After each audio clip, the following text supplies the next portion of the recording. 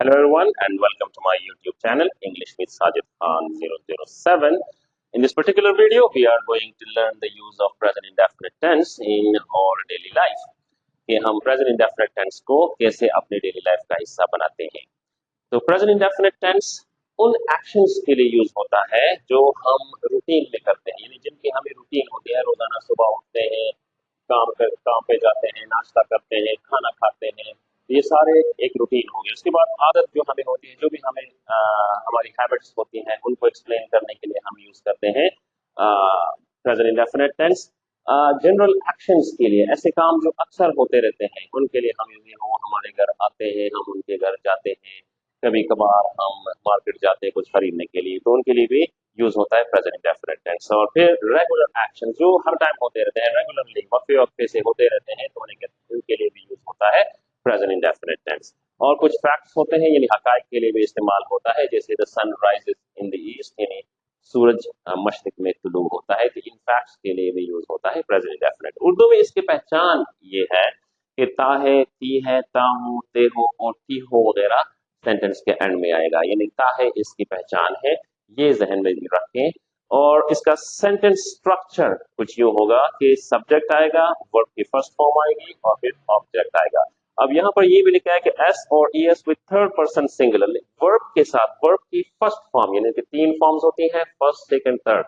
तो first form of verb जो होता है उसमें थर्ड पर्सन सिंगुलर होता है ही, शी, ये इट, या कोई सिंगल नेम, यानी किसी शख्स का नाम, किसी लड़की का नाम, तो उसके साथ हम फिर वर्ब के साथ एस या एस ऐड करेंगे। इसकी हम डिटेल में आगे जाके पढ़ते हैं।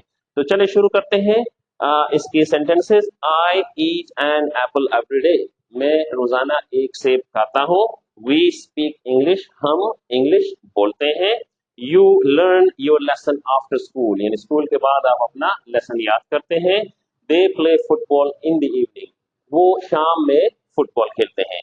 अब ये वर्ब आप चेंज भी कर सकते हैं और इनके साथ कोई और वर्ब का इस्तेमाल कर सकते हैं, जैसे I eat an apple every day की जगह आप कह सकते हैं कि I play cricket every day, या I go to school every day, I go to college every day, I go for work every day, या I go to work every day. तो ये आप यूज कर सकते हैं प्रेजेंट इंडेफिनिट टेंस में। ये वर्ब चेंज कर सकते हैं, कुछ भी चेंज कर सकते हैं, लेकिन इसके साथ एस या एस का इस्तेमाल आप इसमें नहीं करेंगे। आगे जब आता है ही, शी, यानी नेम, जिस तरह यहाँ पे लिखा है कि कोई नाउन होगा, किसी का नेम होगा, या इट के साथ, तो फिर वर्ब के साथ, इसी वर्ब के साथ फिर आपने एस ऐड करना है। जैसे यहाँ पे है ये वर्ब है एस या एस है, तो यहाँ पे ईट है, तो यहाँ पे जब ही के साथ इस्तेमाल करेंगे थर्ड पर्सन के साथ, तो ये हो जाएगा ईट्स, यानी he eats an apple every day, वो रोजाना एक सेब खाता है। शी स्पीक्स इंग्लिश फ्लुएंटली, वो रवानी से इंग्लिश बोलती है। Ahmad plays football in the evening, Ahmad शाम में फुटबॉल खेलता है। इट रेन्स हियर लॉट, और यहाँ पे बहुत बारिश होती है। तो जिस तरह ऊपर आप ये वर्ब्स चेंज कर सकते हैं, नीचे भी आप ये सारे वर्ब चेंज कर सकते हैं, बट इसकी सिर्फ एक शर्त है कि आपने इसके साथ एस या एस ऐड करना है। जैसे आप करेंगे he eats an apple every day, आप लिख सकते हैं कि he plays cricket every day, he speaks English at home, यानी वो घर में इंग्लिश बोलता है। He buys a new car every year, वो हर साल नया कार खरीदता है, नई गाड़ी खरीदता है। तो इनके साथ आप ये यूज कर सकते हैं। अब आगे जब हम जाते हैं नेगेटिव यानी मनफी सेंटेंस जिसमें नॉट का इस्तेमाल हो, तो जिन वर्ब्स के साथ एस या एस का इस्तेमाल ना हो, जैसे आई, यू, वी, दे, इनके साथ हम डो नॉट लगाएंगे। और जिनके साथ एस या एस का इस्तेमाल होगा, तो उसके साथ हम फिर डज नॉट लगाएंगे। ये बात ध्यान में रखें कि जिन वर्ब्स के साथ एस या एस ऐड होगा, उधर हम डज नॉट लगाएंगे और वर्ब से फिर एस हटा देंगे। और जिनके साथ एस या एस ऐड नहीं होगा, उधर हम डू नॉट लगा देंगे। जैसे I do not eat an apple, मैं एप्पल नहीं खाता। We do not speak English, हम इंग्लिश नहीं बोलते।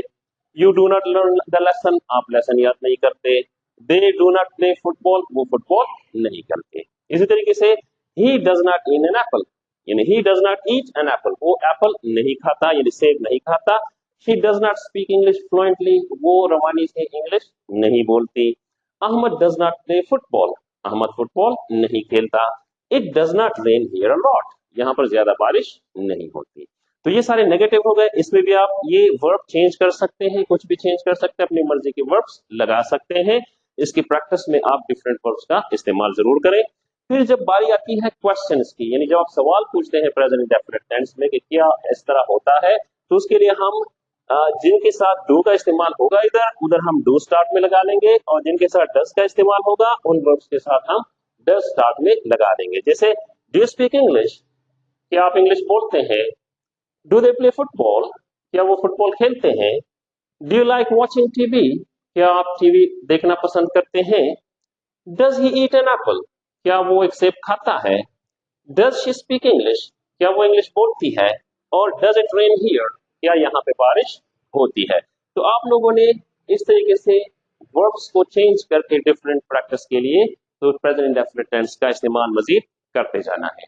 अब बारी आती है कुछ और भी हम पूछ सकते हैं क्वेश्चन जो स्टार्ट होते हैं व्हाट से। व्हाट का इस्तेमाल हम तब करते हैं जब हमें किसी चीज का पता ना हो, यानी मालूमात हमारे पास ना हो और हम वो मालूम करना चाहते हैं। वेयर जगह के लिए इस्तेमाल होता है कि कहाँ पे, और व्हेन का इस्तेमाल होता है कब, यानी वक्त के लिए इस्तेमाल होता है। वाई का इस्तेमाल होता है वजह रीजन के लिए। हाउ का इस्तेमाल होता है कैसे, यानी प्रोसीजर के लिए। और हु का जब कोई शख्स, जैसे किसी शख्स का हमें पता ना हो, हम उसके बारे में मालूमात लेना चाहते हैं तो हम हु का इस्तेमाल करते हैं। क्वेश्चन कुछ इस तरह होंगे, व्हाट डू यू डू, आप क्या करते हैं? व्हाट डू यू वांट, आप क्या चाहते हैं? व्हाट डज ही डू, वो क्या करता है? व्हाट डज शी लाइक, उसे क्या पसंद है? वेयर डू यू लिव, आप कहाँ रहते हैं? वेयर डज ही प्ले, वो कहाँ खेलता है? व्हेन डू यू स्टडी, आप कब खेलते हैं? व्हेन डज शी कॉल, वो कब बुलाती है? Why do you work here, आप यहाँ क्यों काम करते हैं? Why does he come here, और वो यहाँ क्यों आता है, यानी इसका मकसद क्या है? How do you manage it, आप ये कैसे कर लेते हैं? हाउ डज ही लुक, वो कैसे दिखता है?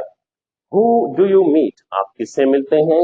And who does she look at, sorry talk to, who does she talk to, वो किससे बात करती है? तो ये सारे क्वेश्चंस आप इस तरह भी बना सकते हैं और क्वेश्चन आप इस तरह भी बना सकते हैं जैसे आपकी आसानी होती है। जिस चीज के बारे में मालूमात लेनी होती है उसके मुताबिक आप लोगों ने इसके क्वेश्चंस पूछने हैं। तो ये हो गया प्रेजेंट इंडेफिनिट टेंस का इस्तेमाल। इसकी जितनी भी प्रैक्टिस आप करते जाते हैं, फर्स्ट फॉर्म ऑफ फॉर जहन में रखें, एस और यस का प्रॉपर इस्तेमाल ये किसके साथ होता है वो जहन में रखें और इसको यूज करते जाएं। और मजीद इस वीडियो को लाइक और सब्सक्राइब जरूर करें ताकि मजीद अच्छी अच्छी वीडियोस आपको देखने को मिले। Thank you so much, see you in the next video.